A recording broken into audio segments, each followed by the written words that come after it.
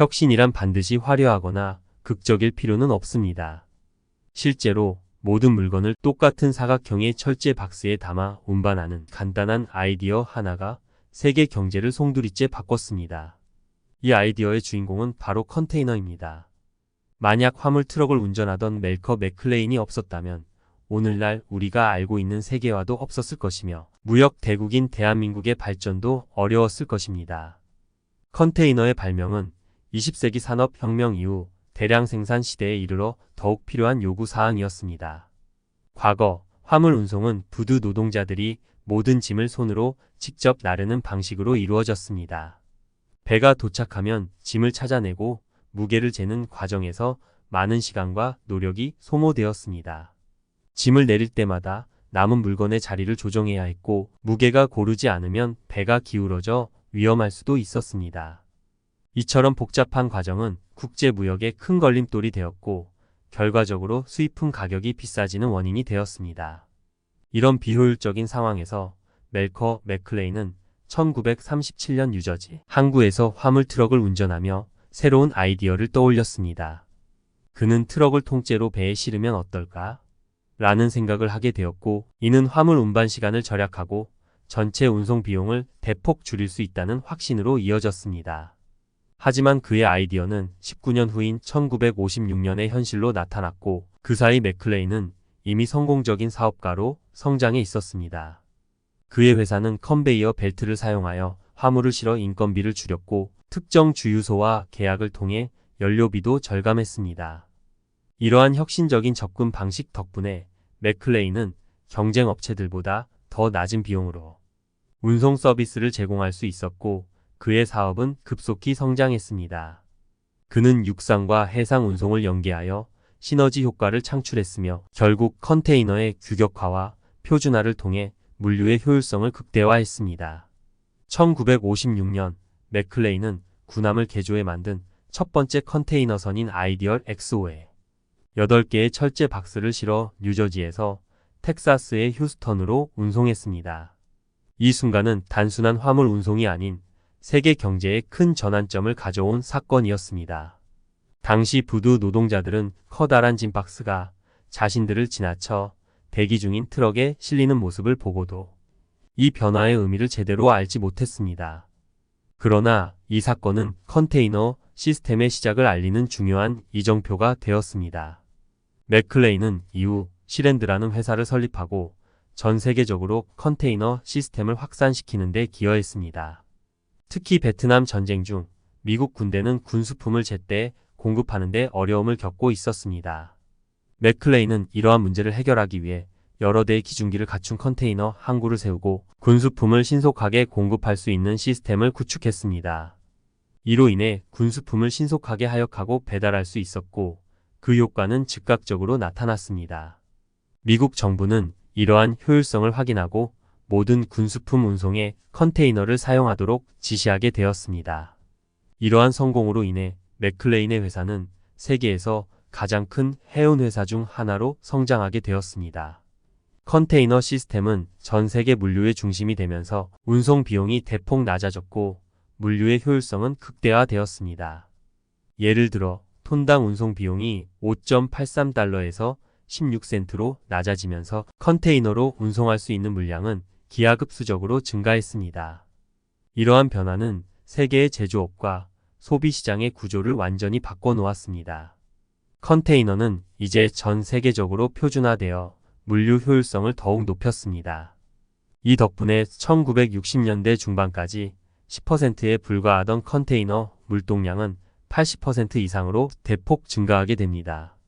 과거 높은 물류 비용 때문에 자국 내에서만 생산하고 소비하던 시대는 끝나고 이제는 물류 비용이 대폭 낮아지면서 세계 각지에서 생산된 물건들이 글로벌 시장에서 경쟁할 수 있는 환경이 조성되었습니다. 결과적으로 멜커 맥클레인의 컨테이너 혁신은 세계화의 기초를 다진 혁신의 상징이 되었습니다. 물류 비용이 낮아지고 배송 시간이 단축됨에 따라 오늘날 우리는 저렴한 가격에 다양한 물건을 전 세계에서 쉽게 구입할 수 있게 되었습니다.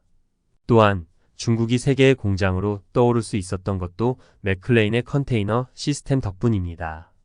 이로 인해 미국은 저렴한 물류 비용을 바탕으로 다양한 국가에서 제품을 수입할 수 있었고 경제적 성장과 인플레이션 없는 안정적인 성장을 이룰 수 있었습니다. 맥클레인의 영향은 일본에도 큰 도움이 되었습니다. 베트남 전쟁 중 빈 컨테이너가 일본의 전자제품으로 채워져 미국으로 돌아가면서 일본의 경제 성장에 기여했습니다.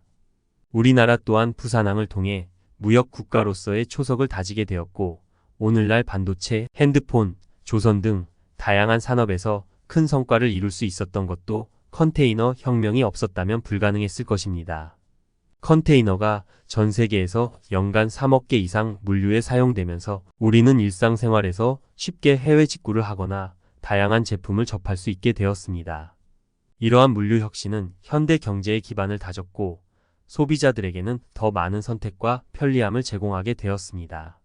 멜커 맥클레인의 혁신적인 아이디어는 단순한 화물, 운송 방식을 넘어 현대 경제의 근본적인 변화를 이끌어냈습니다. 컨테이너 시스템은 글로벌 공급망을 형성하는 데 중요한 역할을 하였고 이는 기업들이 세계 시장에서 경쟁력을 유지할 수 있도록 했습니다.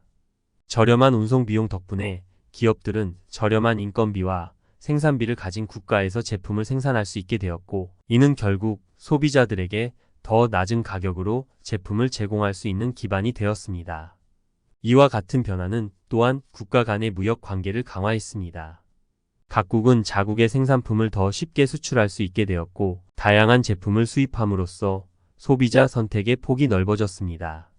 이는 단순히 경제적 효율성을 넘어서 문화와 상품의 교류를 촉진시켰습니다. 예를 들어 한국은 전 세계에서 제조된 제품을 쉽게 가져올 수 있게 되었고 이는 소비자의 라이프 스타일 변화에도 큰 영향을 미쳤습니다. 하지만 컨테이너 혁명은 긍정적인 측면만 있는 것은 아닙니다. 자동화와 효율성의 증가로 인해 많은 전통적인 노동자들이 일자리를 잃는 결과를 초래했습니다. 특히 화물 운송 및 항만 작업에 종사하던 노동자들은 대량의 인력을 필요로 하지 않는 자동화된 시스템으로 인해 생계를 위협받게 되었습니다. 이러한 변화는 노동시장에서의 불균형을 심화시키고 사회적 불안정을 초래하는 요소로 작용했습니다. 그럼에도 불구하고 컨테이너 시스템은 현대 물류와 무역의 근본적인 기초를 다졌습니다. 오늘날의 디지털화된 세계에서 온라인 쇼핑과 물류 서비스의 발전은 컨테이너 혁명이 없었다면 불가능했을 것입니다. 소비자들은 이제 전 세계 어디서나 물건을 주문할 수 있으며 배송 시간 또한 대폭 단축되었습니다. 이는 우리가 평소에 누리는 편리함과 선택의 다양성을 제공하며 전 세계 경제를 더욱 긴밀하게 연결하는 요소로 작용하고 있습니다. 결국 멜커 맥클레인은 자신의 혁신이 가져올 변화의 규모를 전혀 예측하지 못했을 것입니다.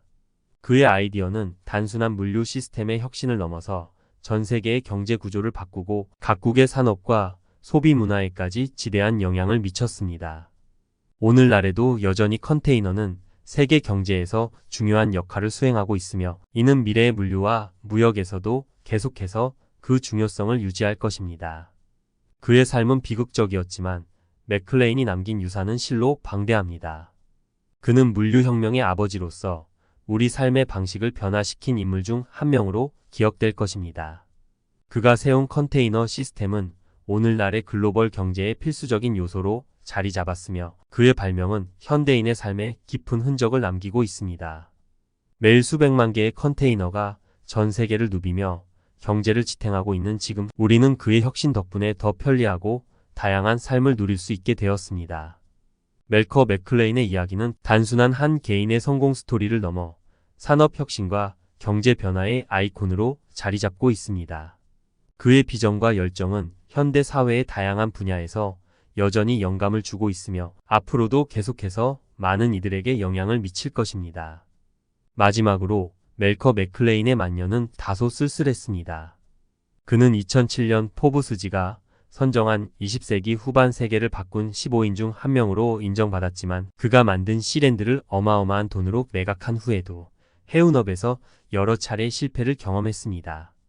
2001년 신부전증을 앓던 그는 87세의 나이로 세상을 떠났고 이날 바다에 있던 모든 컨테이너선은 일제히 경적을 울려 그의 마지막을 기렸습니다. 그의 혁신은 오늘날 물류와 경제 시스템에 깊은 영향을 미치고 있으며 역사 속에서 중요한 위치를 차지하고 있습니다.